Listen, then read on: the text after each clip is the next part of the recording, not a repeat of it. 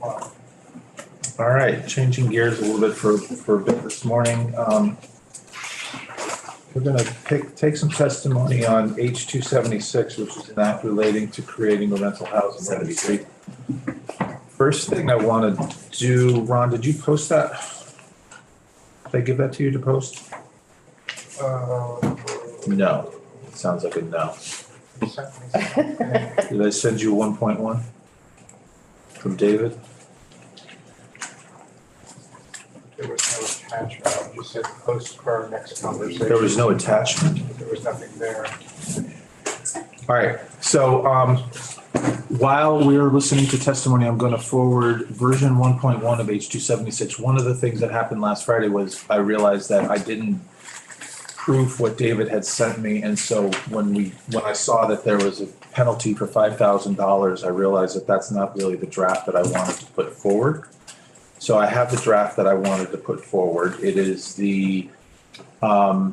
it is not completely, but mostly the version that passed the Senate last year and had exemptions. We were talking about exemptions, and the version that we saw last week didn't have those exemptions on things like camps and home shares and non-advertised, non-public rentals. And I think Representative Bartlett, that's kind of the description that you were giving about the question you had a couple of weeks ago. And so I'm going to share that. It'll be on during this next hour.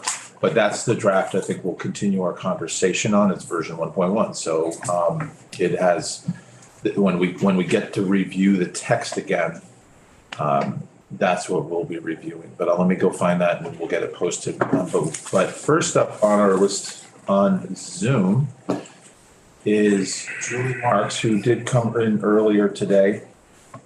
And Julie, welcome back. So the version, again, if I'm not sure if you're basing your testimony on the version that we have as introduced, but we are changing, or we're going back to what we had. Not quite everything that was in the Senate. The bill has passed the Senate, which it's mostly what passed the House before it went back to the Senate, and then before it was excised in the compromise last year. So it included short-term rentals as a separate item, and we just wanted to give you the opportunity to comment on the proposal and the feelings of the organization on being a registered entity in this way, and through this particular registry. So welcome back. Thank you. Can you hear me okay, first of all? We can. Okay. Great. Yeah. Thank you for having me. For the record, my name is Julie Marks. I'm the director of the Vermont Short-Term Rental Alliance. And, I don't really have too much to say because, keep in tune with our position previously around the rental registry, including short-term rentals. This is something that we generally are been supportive of and are supportive of. I do think it is important and will be important for the future of the vacation rental industry to give owners and managers mechanisms and avenues to demonstrate their accountability and their credibility. So I do believe that a statewide effort to register short-term rentals, especially ones that are consistently operating as such, is a very good first step. I think, from our perspective, the devil is really going to be in the detail of implementation and the design of the registry in terms of what types of data is being collected and how to ensure that the nuances of the industry are being captured accurately and that we're also able to collect the type of information that's really going to inform future decisions that relate to short-term rental regulation. But I believe at this stage, we are supportive of a registry, and again, just hope to continue to be involved in its development as a resource and a contributor to anything we can do to educate short-term rental owners and bring stability to the industry.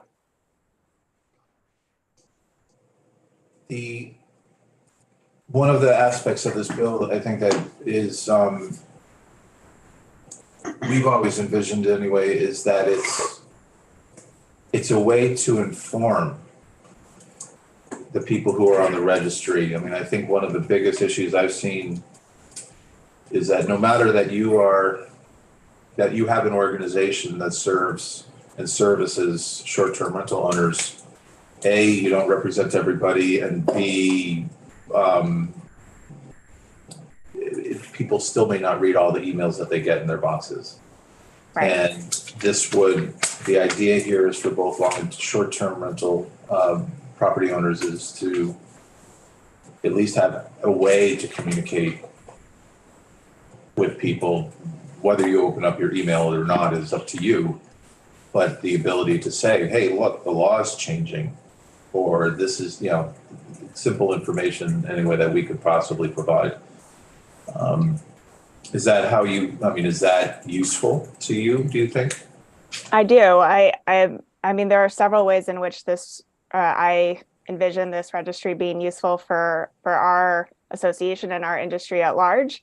One being the accessibility to more owners, to educate them on what their legal responsibilities are, how to employ best practices, et cetera. The other piece that I think is direly needed is the kind of long-term data of how and where short-term rentals are entering the marketplace. And that's something that we won't have data on until we have several years of a consistent registry to see the change in use of properties over time. And I think that'll be really informative to know and understand the true impacts that short-term rentals have in individual communities and how people are really using the opportunity to share their homes. So right now,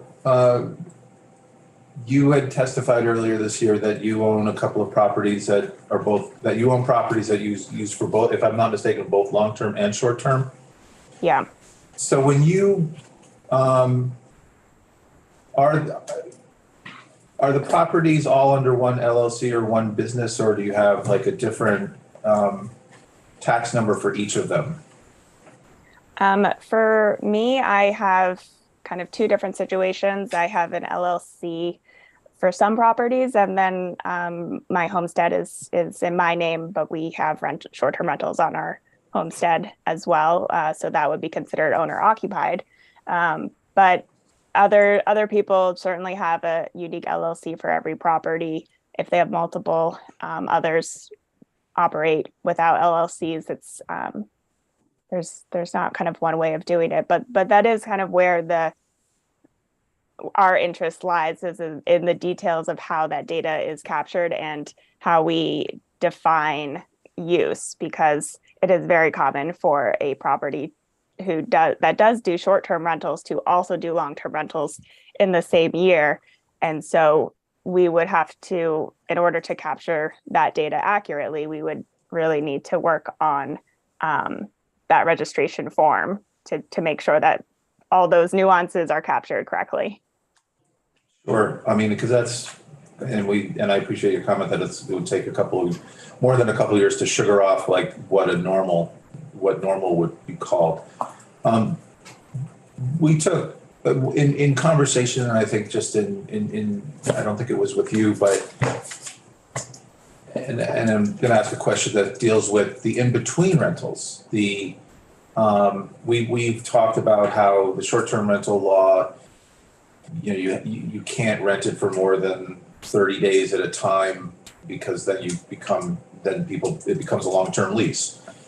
But then people talked about, well, traveling nurses or other folks who might travel here and there for 3 months at a time. Do either you or do you know of folks, and it's something we haven't talked about, we've always assumed that leases are, if you don't have a lease, then it's month to month, and if you have a lease, it's usually 12 months. But if you were, do you do leases, or do you know of people who do leases with short-term rentals or contracts and say, well, you're only here for 3 months? Do you do rentals like that?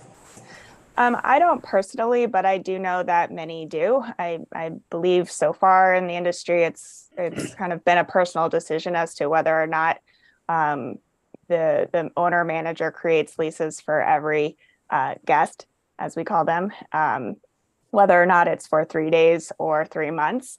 I do know that many of the professional management companies, property management companies, will have all renters sign a lease regardless of the duration, and that's just part of their company policies.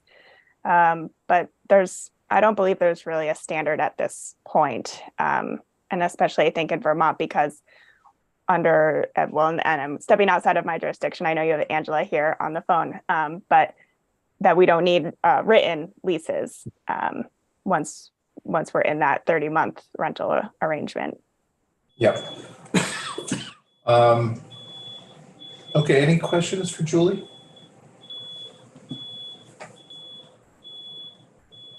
All right, seeing none, Julie, thank you so much for weighing in. I appreciate your support for the concept of the bill, and so we'll have an updated version of it posted, and we're looking to get it out before crossover. So we're not here next week, but we'll be working on it this week and next week to see where we get with it.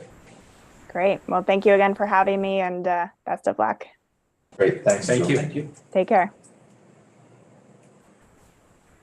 Ron, did that come through? Just now I'm pushing it. Okay. Actually, All right, next up we have Amy Spear from the Vermont Chamber of Commerce. Amy has testified on this bill in the past, but she's, and again, Amy, the version that is introduced is not going to be the version we're considering. We're going to consider the version that was closer to what was passed through the Senate, with the exception of a couple of sections, and that's being posted now. But I just, the chamber has been consistent in their testimony on this, and I'd just like you to share it for this year on this concept. Welcome. Oh, this is the first time you've been here, right? Or were you here? Well, then This is the first time this year, yeah. So we're going to go around the circle and introduce ourselves. So Representative Tom Stevens from Waterbury. Sylvia Lamont, Memorial, Washington. Joe Parsons, Newbury, Topsom, and Groton. Ashley Bartley, Fairfax, and Most, Georgia. Caleb Elder, Addison 4 District. Dennis LeBounty, Caledonia 3. Hi, I'm Elizabeth Burrows, Windsor 1 District, which is Heartland, West Windsor, and Windsor. And I'm Larry Labor, representing Essex, Orleans, District 1. I'm Mary Howard, and I represent Rutland District 6. Robin Chestnut Tangerman, Rutland Bennington District. Oh, the bill is visible now on our website. Welcome, Amy. Thank you. Appreciate the time today, Chair Stevens. For the record, my name is Amy Spear, and I serve as the Vice President of Tourism with the Vermont Chamber of Commerce. As Chair Stevens mentioned, we have testified a number of times on the creation of a rental registry. My specific focus had traditionally been on the short-term rental side. So for those that have heard the Chamber standpoint before, it really won't vary from that. But for those that are not familiar, I'll dive right in. So the Vermont Chamber of Commerce represents businesses of all sizes from every industry across every region of Vermont. We understand what it takes to help businesses grow and thrive and to build strong, vibrant communities. And businesses have trusted us to center stewardship in our mission of advancing the Vermont economy. As I mentioned, I appreciate the opportunity to weigh in on this issue today. The Chamber is supportive of the creation of a statewide rental registry. In May of 2020, a report received by the legislature examined the short-term rental regulations and impacts in Vermont. At that time, the data just began to uncover how short-term rentals were affecting the housing stock in Vermont, or how they could potentially be impacting the housing stock in Vermont. It was really the tip of the iceberg there for that study. So further examining the issue, the Vermont Futures Project researched Vermont's housing crisis in 2021. Their analysis outlined 3 key factors contributing to Vermont's chronic housing condition: affordability, availability, and suitability. And there's really not one solution to all of these problems, as this committee is acutely aware of from the housing crisis that you're dealing with during this session. But I do want to point out that data is an important part of pragmatic decision-making and policy-making. So while short-term rentals contribute positively to Vermont's economy, they do operate in a relatively unregulated environment. And I think what we'll find is there's more in common with the desire or the openness to consider a registry, even from the short-term rental side. As people are aware, home sharing is not a new concept. It's how the bed and breakfast and inn industry began in Vermont, and the hospitality industry has always welcomed competition on a level playing field. The Vermont Chamber has supported the rights of property owners to occasionally rent their homes for extra income up to 2 weeks without regulations. However, as many have heard, we're now seeing a large number of short-term rentals that are not just occasional renters, but are unlicensed and unregulated property owners. The foundation that would be set by establishing a rental registry would be a positive step forward to ensure not only a safe rental environment, move towards equity in the lodging marketplace, provide information for future policy decisions.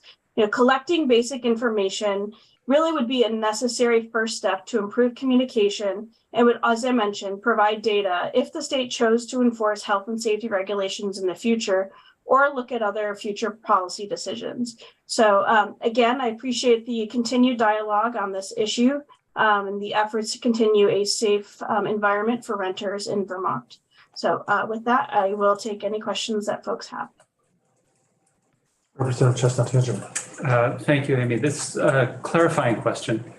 You said that previously the chamber had supported an exemption for properties rented less than 14 days. Is that correct? So short-term rentals are not considered short-term rentals until that 14-day threshold is hit, or there's the regulations that don't apply. So for a long-term rental, we know there's that 30-day trigger for a long-term lease, and short-term rentals, it's at 14 days. And since we're talking wish lists, do you think that that's an appropriate definition, or do you think under 14 days should, for the purposes of a full understanding of the STR economy, some or all under 14 days should also be included? I think that's an interesting question that's posed. I don't know that this committee has ever asked that before, so it's a new line of thinking for me there. I'm new to the committee, so it's a new question.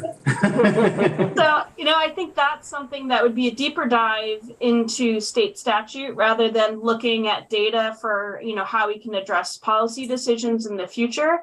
At the end of the day, if you look at it, both, licensed lodging properties and short-term rentals are providing overnight accommodations to the traveling public. So it's really, it's an interesting concept to consider. 14 days, I think, is based on the tax implications of, if I have a camp or a second home that I may rent out, I can rent it out for up to 2 weeks and not be affected by any, I don't have to register it, I don't have to pay taxes on it. So it's kind of a 2-week give. And then after that, then it would have to be registered for tax purposes. And I think that's been used as a factor in determining what shortened term is. And then of course the 30-day, so after 30 days, if you don't have a lease, you become a tenant at will. You just basically, eviction processes all of a sudden take effect. It changes from being an overnight to being a full-time thing. Yeah. That's definitely a good instance of a non-siloed approach to looking at business operations for statute. Do you see any benefit when you first started testifying, when the chamber started first testifying on this, it was related to short-term rentals, and at first it was a fairness factor to established hotels, bed and breakfasts, or at least it may not, I'm not sure if that was your testimony, but there was a question of if someone's house is not put under the same kind of regulations as a bed and breakfast, what does that do for those bed and breakfasts? Is that still a part of what your members are talking about? Yes, absolutely. You know, there is one key thing here is looking at how to gain equity in the lodging marketplace. So you still have mom and pop operations that are operating a 10-room bed and breakfast, maybe a 4-room, or, you know, there's small property operators that are licensed lodging operators, and they have, say it's about 30 pages worth of rules and regulations that they need to follow in addition to inspections and permits, et cetera. And short-term rental operators, while there are some that go above and beyond what is the basic requirement, they're really only required to have a voluntary checklist on site in their property. And so, you know, you have many many small lodging properties that are looking at the issue and saying, well, why am I not considered a mom and pop operation? I'm still trying to put dinner on my table at the end of the day. I only have 4 rooms and it's me and my significant other operating this business. So it's really part of this issue. There's a little bit of a dichotomy to it. Part of it is trying to pursue equity in the lodging marketplace, ensure that health and safety concerns could be addressed. But then we also know that Vermont is dealing with the housing crisis. So in data pointing towards the intricacies or seeing how short-term rentals and long-term rentals can be interrelated, I think it's important to look at it globally and have the universal approach to long and short-term rentals for a registry. No, thank you. And if I also remember correctly, the chamber housing in general is a priority. Yes, it's one of our leading priorities at the chamber is addressing the housing issue in Vermont. We need to make sure that there's housing available for our current and future workforce. And right now, as this committee is acutely aware, we are dealing with a housing crisis in the state of Vermont. And I think one key takeaway is that money alone can't fix the problem. It can do a lot to fix the problem, but there are many steps that need to be taken to address the housing crisis in Vermont. Is that? No, I'll stop there because then we'll dip into other bills that we're talking about that we'll have you in on it as well. I mean, I just, you know, businesses in particular have been very vocal about the need for housing, or they've joined the chorus over the last couple of years really hard, you know, really loudly because of what's in front of us. And so the views of the community will be very, we welcome when we're dealing with them. So yeah. Any further questions for Amy in terms of the chamber's view on the rental registry? All right, thank you so much, Amy. Appreciate it. All right, thank you. Have a great day. And there is the new version is online now. So the current version is online now, version 1.1. Okay, great. I will take a look. Thank you. Great, thank you. All right, now we're with Angela Zakowski from the Vermont Landlords Association. Welcome back. Thank you, Chair Stevens. Good to see you. And that's really a library behind you, right? It is actually, they're legit books. It's not a background. It's I'm in my conference room at my office, and those are all books that lawyers used to use before everything went online. I'm sure you've read them all. Of course. Yeah.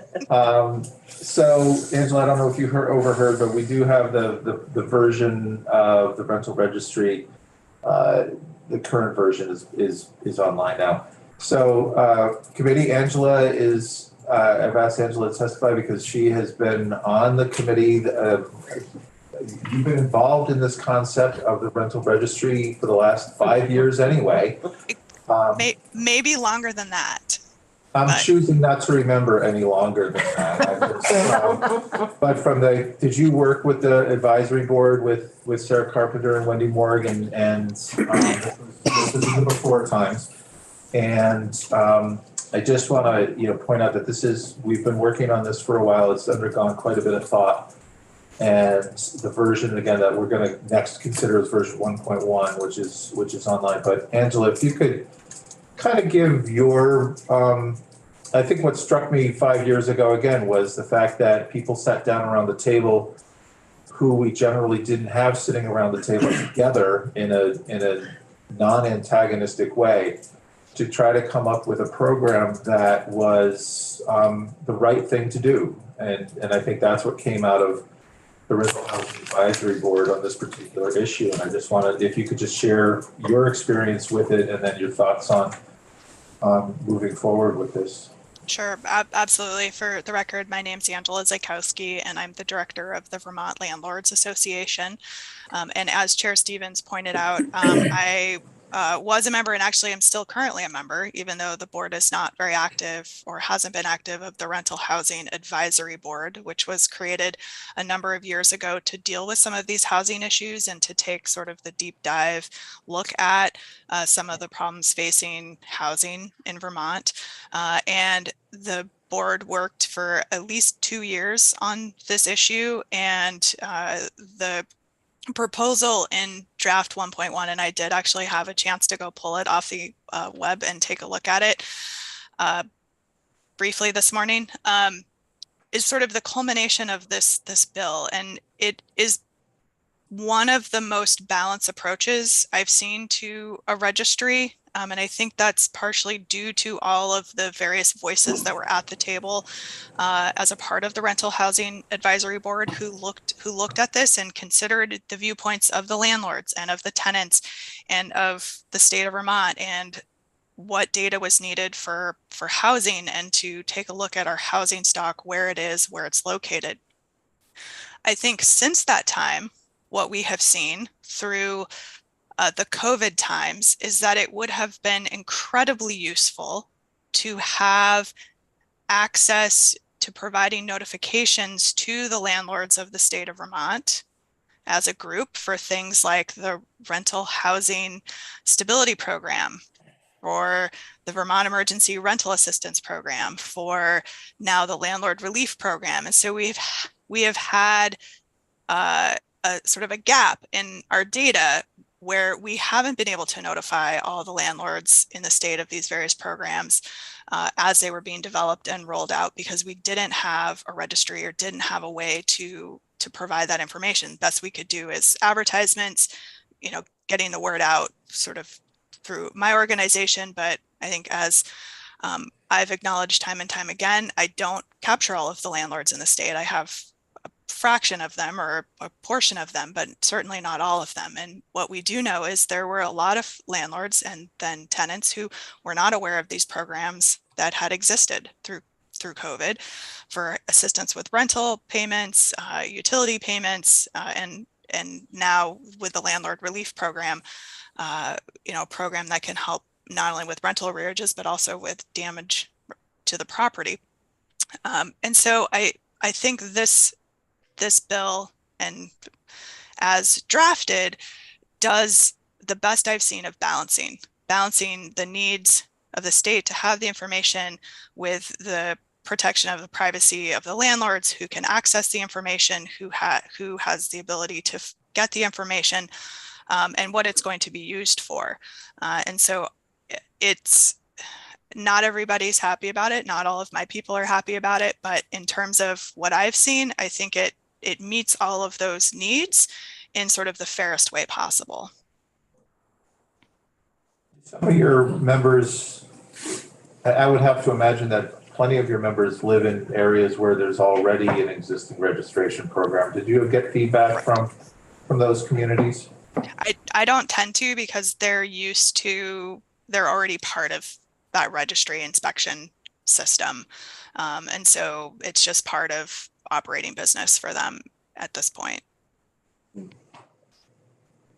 Representative Chestnut. Hi, thank you for your testimony. And this is a bigger picture question. From your perspective, do you have thoughts on the current definitions of rentals, of long-term, short-term, 14 days, 30 days? And I know that's not this bill's not going to change that, but Sure. I'm happy to speak to the 30-day. The 14-day one I am not familiar with at all, but the way the law is drafted currently is any rental that exceeds 30 days, whether it starts as a short term, whether it starts as a hotel, whether it starts as a bed and breakfast, if it exceeds a 30-day stay limit, it is automatically rolled into being considered a long-term rental. So once somebody stays beyond 30 days, that relationship then transitions to one of what we would consider landlord and tenant under Title IX, Chapter 137. So regardless of whether there's a written lease, whether there was just a verbal agreement, it's tied to the length of the stay. And so once it crosses that 30-day threshold, the operator no longer is remitting rooms and meals tax to the state of Vermont. And that's where that 30 days comes from. But even if you're a motel, if somebody's there 31 days, you have a tenant under the law currently. Provided there are no exemptions. Provided there's no exemptions in Title IX, Chapter 137, but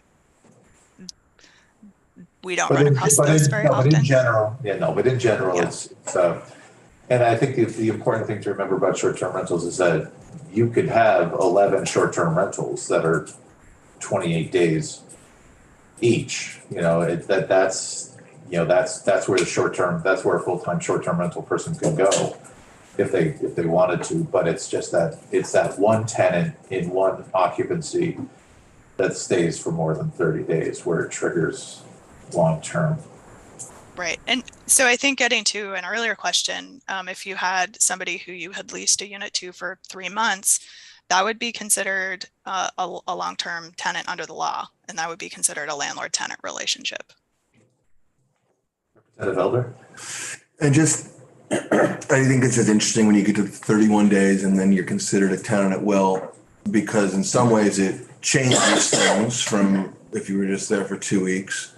And in other ways, it affords you no protections or rights whatsoever. So that I have picked up on. So it's just kind of, it kind of feels like a difference without a distinction in some ways, because like we're saying, well, now you're an at-will tenant, but what's that get you? Like compared to somebody who's there for 2 weeks?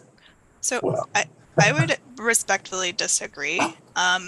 It affords you all of the protections of Title IX, Chapter 137, which is the Landlord-Tenant Rental Agreements Act, which is pretty comprehensive about rights and responsibilities. It's where we find the warranty of habitability. It's where we find the requirements for the types of notice that the tenant needs to receive when they're in that type of relationship.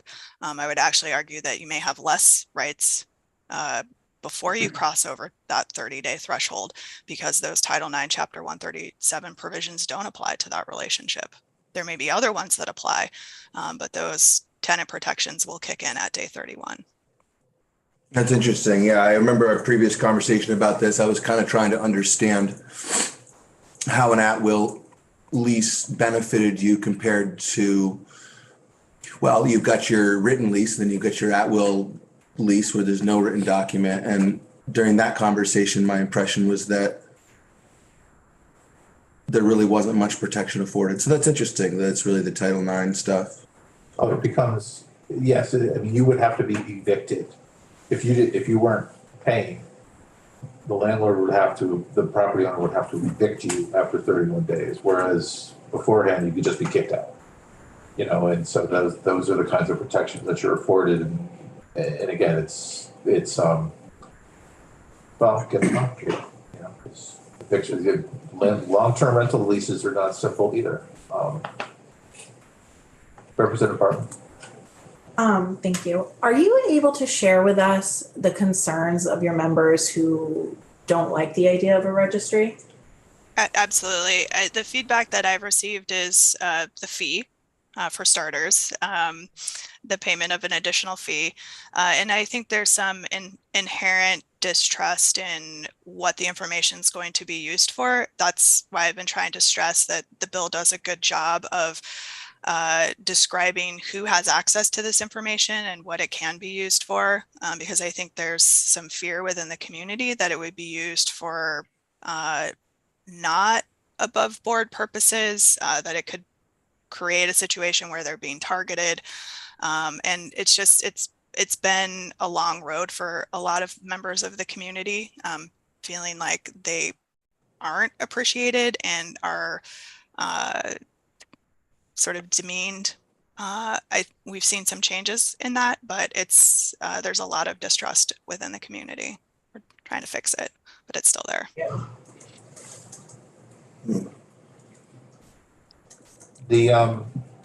Any further questions for Angela? Angela, how would those concerns that you just kind of spoke to, if this registry was just about short-term rentals, is that different? I mean, my organization doesn't do any work with short-term rentals. We defer to Julie Marks and her organization.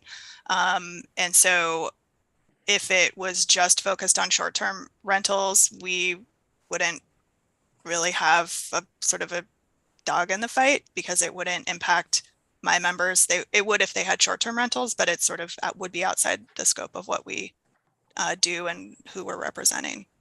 Do your members want short-term rental registration? Is that something that feels valuable to them given their position in the long-term rental industry, or are they really just agnostic on it? I have not received any feedback in that regard. Thanks.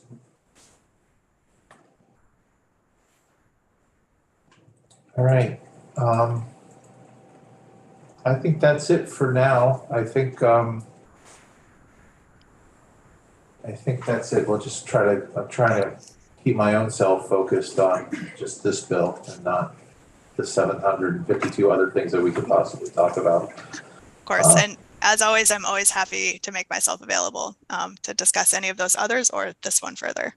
Yeah, no, I appreciate your comments on this now, and we'll, I think you may have heard earlier, we're trying to get this out before crossover.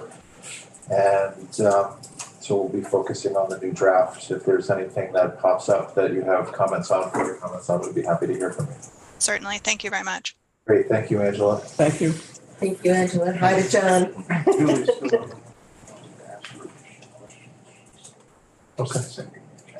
Okay. Next up, we have Peter Tucker, who is the Advocacy and Public Policy Director of the Vermont Association of Realtors. Why somebody is so div, they can remember what my relationship to Peter Tucker is. Brother-in-law.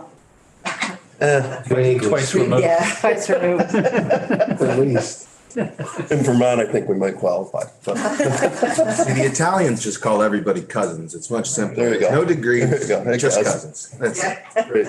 I feel like I should have zoomed in, but you know, Glad to have you here in 3 my days. office is a block away, so it's pretty easy for me to get here. Appreciate Chair Stevens the opportunity to speak on this topic. Peter Tucker, I represent the Vermont Association of Realtors. The Vermont Association of Realtors represents 1,800 members who work with property owners every day. We abide by a code of ethics, and we're driven by two fundamental principles. First, to help Vermonters achieve the dream of home ownership, and second, to protect private property owner rights. The request to testify on this bill led to a remarkably interesting discussion by our Government Affairs Committee. After a spirited debate, it's clear that we are evenly split on our opinion on this bill. And I do want to step back, and I am addressing a rental registry bill, not short-term, long-term rentals, but a rental registry bill, which we think is, the right approach. As a result, I'm here today to say we will neither support nor oppose the bill and remain neutral on the bill as introduced. As you can imagine, realtors are protective of property owner rights to use the properties as they see fit with minimal government interference. Some of our committee members feel that the rental registry is the first step in additional regulation over private property that will lead to unfavorable outcomes for our clients.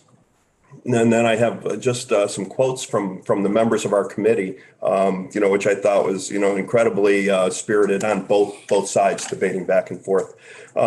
Real estate Real estate and tourism are the largest economic engines in our state, and second homeowners and short-term rentals are a big part of that. The rental registry will add to the cost of rental units, and these are in opposition, I guess, points in opposition. Lead to additional cost of rental units. In a well-acknowledged housing crisis, adding to the cost of housing is the last thing this legislature should be doing. A registration fee ultimately gets paid by the tenants, making housing more expensive.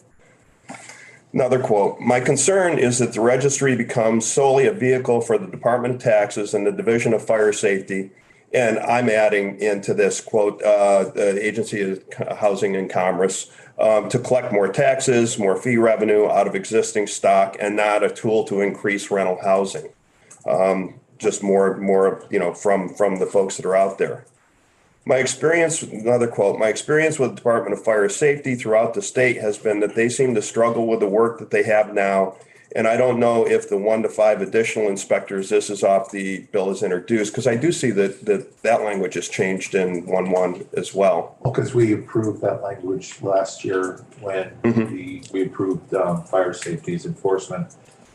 Gotcha. And funded it with general fund dollars. Certainly, the funding is not sufficient for 5 new inspectors.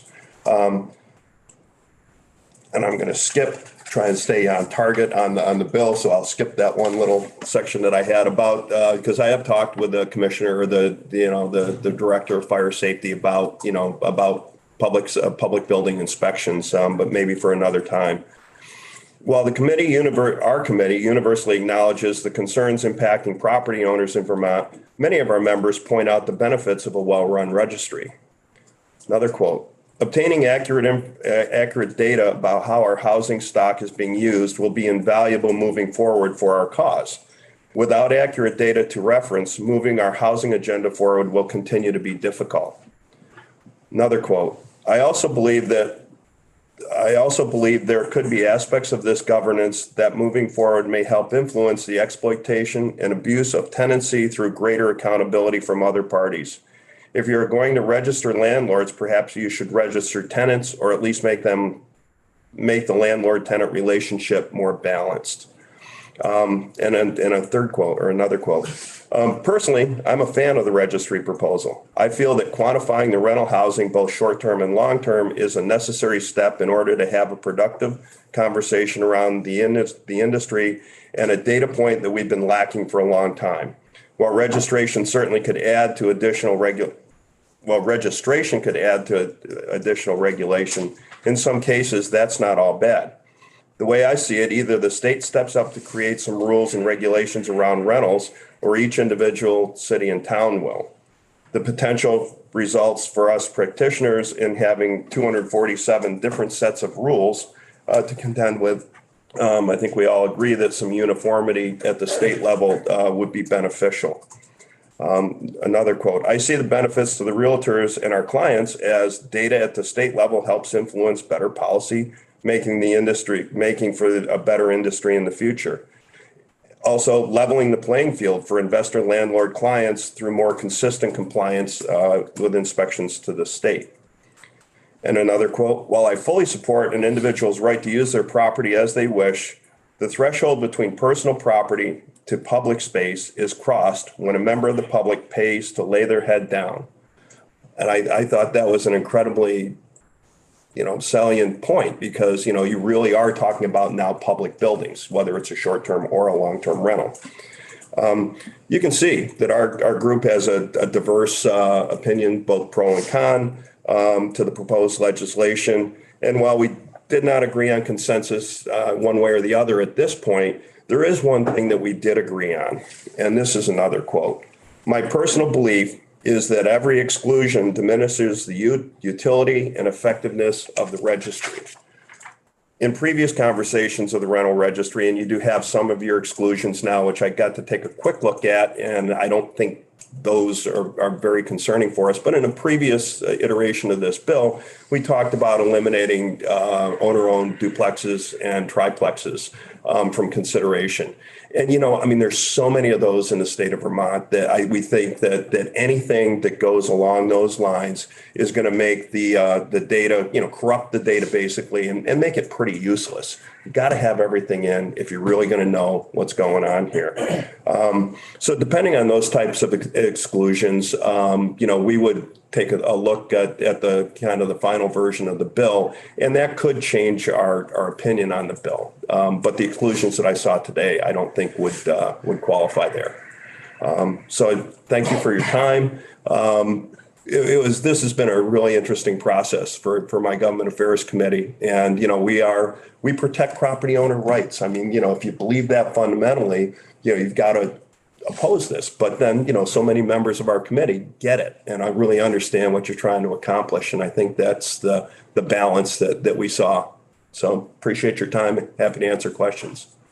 No, I appreciate, and I really do appreciate that you come in and just said neutral and presented both sides of your members' comments, because the balance here for us has always been, how do you balance a property owner's rights with public policy? And you could say, well, the public policy is only about raising taxes. It's only about, and you can respond to the negative parts of it, or you could try to adhere to the more, I won't say altruistic, but the more, why do we want to do this? It's for data. It's so that we know. It's so that we can respond, so that we can inform.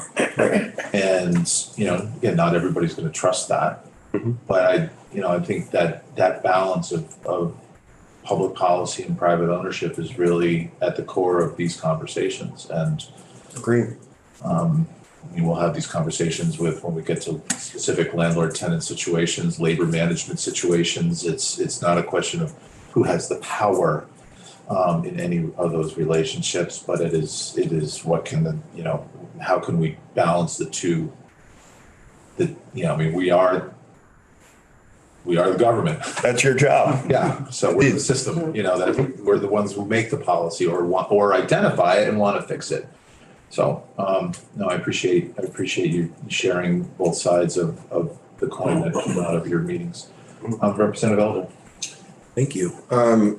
Just curious, did your government affairs committee approach this question with any kind of thought about short-term versus long-term? We heard from the short-term folks that are in support of a registry. I personally am very much looking for a way for our state, both at the, just kind of knowing about it, but also taxing, right? Like getting this information to tax and to revenue.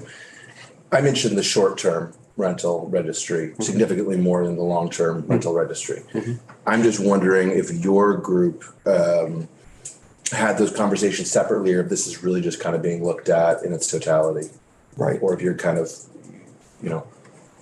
We certainly heard from members, especially in resort communities, who said, this is just, this is really out to get short-term rentals. I think where we ended up was saying, look, if this is a complete registry, if it doesn't exclude a lot of long-term rentals, and then by doing that, skew the data so that short-term seems, far larger. Maura Collins from VHFA testified in Senate Housing, that probably less than 3% of properties in Vermont are available for short-term rental. They are really up and down the spine of the mountains at resort areas. So how do you balance that, right? Like, how do you make sure that, short-term rentals the condominiums at Mountain Green have been rented short-term since 1987 when they were created. That's the typical use. But then how do you balance it against residential areas where short-term rentals may not be as appropriate, without steering or targeting or redlining? It's a difficult balance, I guess. But we're supportive if this is everybody in the pool. If it's really targeting short-term rentals, I think you're going to find a far different approach from the Realtor Association. You would not support, you want it to include everybody. It should, yeah. Yep.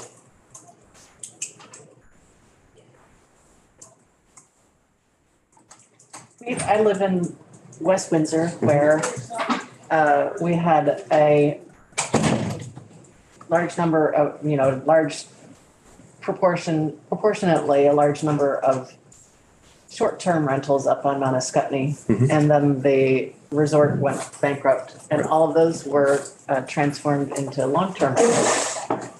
And none of them, and now some of those are being repurposed into short-term rentals. So we don't have any record of how any of them are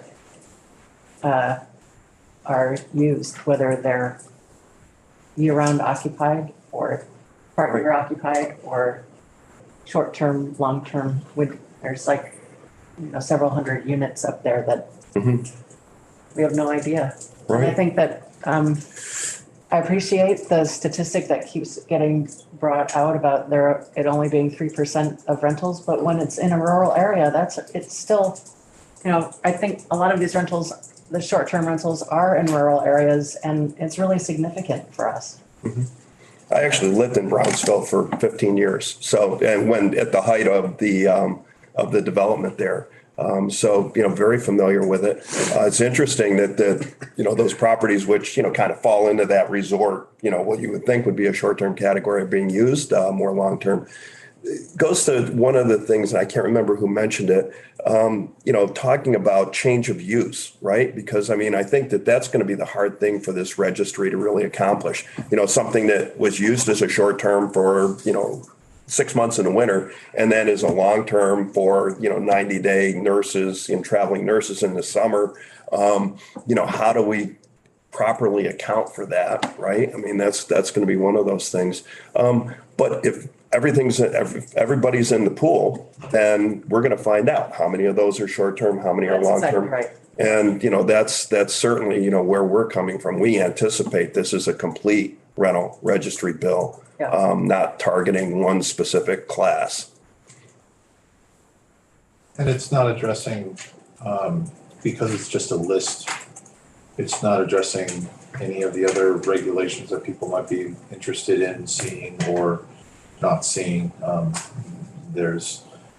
Which is on purpose. This is it's not about policy, it's about data collection. Which can then be used for policy, there's no question. But again, how do we inform ourselves if the answer to the question every day is, well, we don't really know how many people there are? And we may never know, we may know on a statistical basis or, in some representational way, we may know that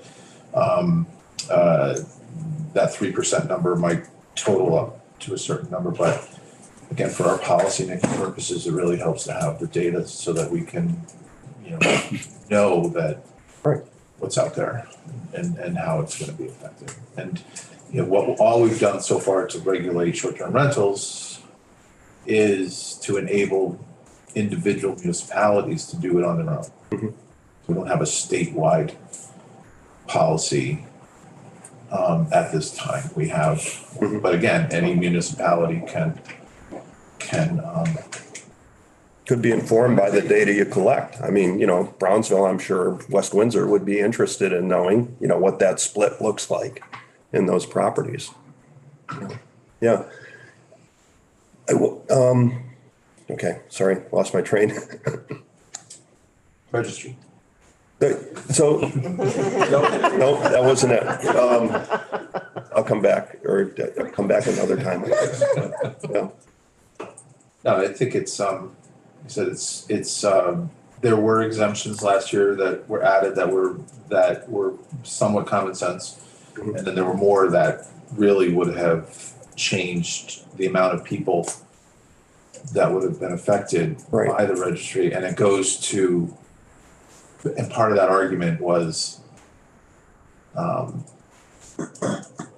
if you remove hundreds, if not thousands of people from the potential of being on the list, as you said, the list becomes corrupted. Right. But also if the goal is to raise fees, use a fee to raise money to support the program, and support the database, and to support, fees are different than taxes. Taxes they're collected and put into the place and then appropriated. Fees are raised specifically for certain things. And this is where this would sit, is that this would pay for ACCD starting the registry. This would pay eventually, if we wrote it correctly, for more inspectors. So, and then if more money was needed, fees might go up. If less money was needed, fees may go down. That's a whole different process than just saying it's a trying to vacuum up taxes. Right. Yeah. And so just two final points, I guess. One is that, who's going to have access to the data, for the Realtor Association. I mean, obviously, I think it would be pretty beneficial for us to have access to, maybe not specific information, but rather, by town, where the breakdown is.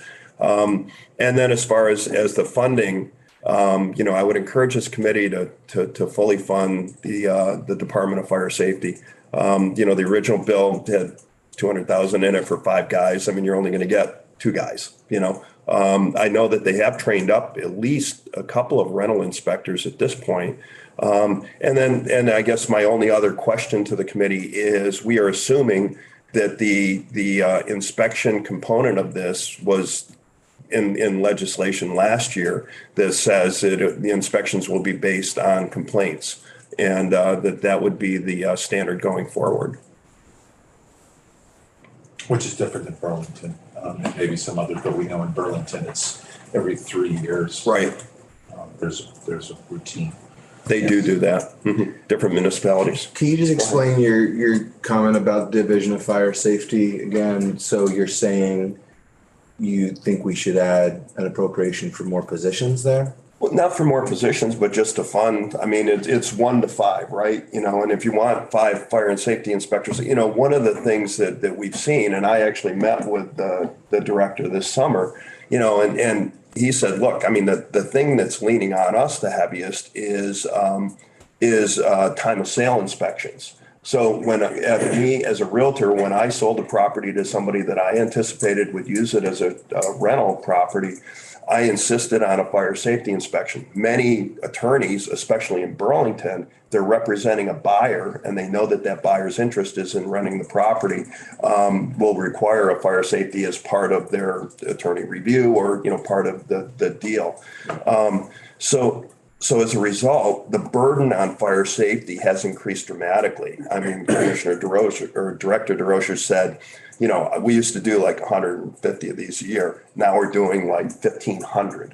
And quite honestly, I had a conversation with Fred Pete, who is one of the largest real estate attorneys in the state of Vermont. And because Director DeRocher also said, how come all these attorneys in Chittenden County require time of sale on a public building, time of sale inspections, but when I go down to Dover or Southern Vermont, it doesn't seem to be a big deal. Fred Pete, who is an attorney and a legal mind, said, I can't imagine how people attorneys representing their clients in Southern Vermont or anywhere in Vermont that doesn't require time of sale inspection, are really doing the right thing for their clients, because their client potentially is buying a property that is either A, going to need improvements, or B, doesn't meet the code. And as a result, if there was an issue there, would be, on the hook for it. So I think that for different reasons, fire and safety has been overburdened, and, I'm just encouraging you to make sure that they're made whole.